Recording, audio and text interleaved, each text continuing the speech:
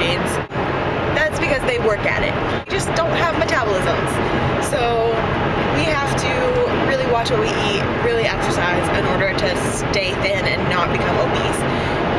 We're not blessed with good genes in my family. As a kid, I was always chubby. I continually got chubbier and chubbier gradually as the years went on until my third year of college, when I hit my highest weight at the time, which was like 184, and yes, I'm gonna give numbers because I might as well. It was 184 my third year of college, and I had enough. I was like, no, I'm not gonna keep doing this. You know, I've been slowly, gradually gaining weight ever since birth. So I decided to join Weight Watchers. We'll get more into that later, but joined Weight Watchers pretty much within the first couple months. Immediately lost 10 pounds. And really, Weight Watchers is what I needed to educate myself on what I was eating, because we weren't as conscious about nutrition growing up. You know, you knew you're supposed to eat your vegetables, your grains, your meats, that type of the pyramid, you know, but we didn't really talk about calories that much growing up. So I just didn't have a realistic picture of how many fat and calories were in some of my favorite food items and what I was eating. So Weight Watchers very quickly educated me on what I was actually eating and changed my worldview. So 2006, I started Weight Watchers, and then I started dating Jeremy, and very quickly gained 10 of those pounds back because we were in our happy couple going out on dates constantly status. And so he was overweight at the time too. I think he was in his like 230s. And he had been like 250, but he had lost weight just from working at UPS, which was his job at the time. So we decided to join Weight Watchers together, join a gym, and start losing weight.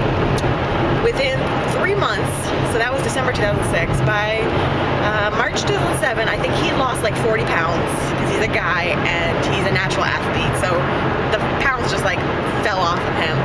And I think I lost about 20 pounds, maybe? I know I was in like the 150s by March 2007. And so he was at his goal weight almost immediately and just started bulking up, and I just continued to work on losing weight. My lowest was 146, and I was able to maintain that for about 2 years. Well, that was kind of an awkward lunch. I went to a bakery I hadn't been to before because they had local Nebraska ingredients, salads and sandwiches, and seemed like a good first new day of diet thing. Sorry, that was me being confused because there was a guy going the wrong way down a one-way road. Guy going down the wrong way on a one-way road. And I was confused as to why everyone was stopping on a green light. And that's because there was a car facing us all of a sudden. So, anyway, went there, and I think sandwich shops should always have counter service where you go up and you order your sandwich and then you go sit down. If they want to bring it to you, that's fine. I just would like to be able to order at a counter. This was a like actual restaurant where you sat down and ordered. Well, there was only one table left, the restaurant when I got there, and it was a 4-person like round table. So that was just kind of awkward.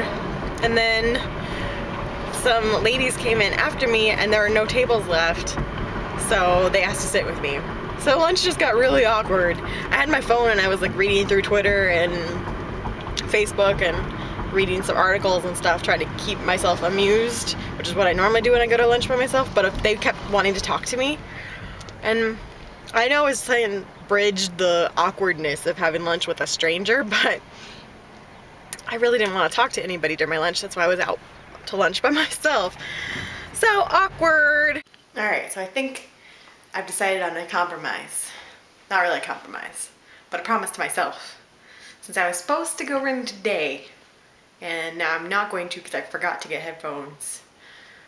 I'm going to buy the headphones tomorrow after work, but not only do I have to run tomorrow and Friday, I have to run Saturday and Sunday. None of this weekends off business, because I've already had 3 days off without running. So that means you're going to run the next 4 days straight. I have to. No excuses. There's not supposed to be any rain. So, 4 days, Saturday and Sunday.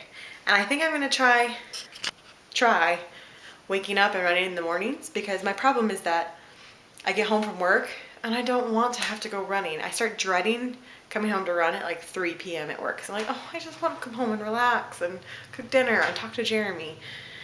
And instead I have to come home and run. So I think if I can get myself out of bed, it's gonna be better for me to run in the morning, because then I'm done. Don't have to worry about it for the rest of the day. And that's usually how I like to do my exercise, because if I spend all day dreading it, I typically don't go. And I just realized I never gave the crash course on Weight Watchers. I'm gonna put that in tomorrow's vlog. I'm gonna talk about that tomorrow morning on my way to work, because otherwise this vlog is gonna be really long. So you're gonna get bored. So tomorrow we will review Weight Watchers. I think that's good. I think that's like good enough for today. It's pretty long. I talked a lot. What can I say? So, even Mom is tired. There's enough talking out of you. I am so bored by this conversation. You big baby! You're so cute. Mona does this and it drives me nuts. She waits till I go down the stairs to decide she wants to go down the stairs and then blocks it so that if I try to go, she just trips me. She'll go a few stairs at a time, but she has to be in front of me. She has to get downstairs first, don't ya? I know. It's your house and I'm just living in it. I know, cutie. I know, yeah.